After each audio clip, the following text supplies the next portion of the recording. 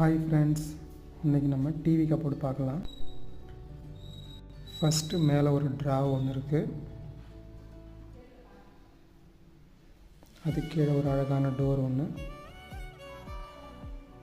அதுக்கப்புறம் நடுவில் double door போட்டு ஒரு ஷெல்ஃபு. அதுக்கப்புறம் சைடில் அதே மாதிரி சேம் ஒரு டோரு. மேலே ஒரு ட்ரா வச்சுருக்கு வித் லாக்கோட. பிடிச்சிருந்தா லைக் பண்ணுங்கள், ஃபாலோ பண்ணுங்கள். இந்த மாதிரி உங்களுக்கும் செய்யணுன்னா ஆர்டர் பண்ணுங்கள். கீழே இருக்கிற நம்பருக்கு ஆர்டர் பண்ணுங்கள்.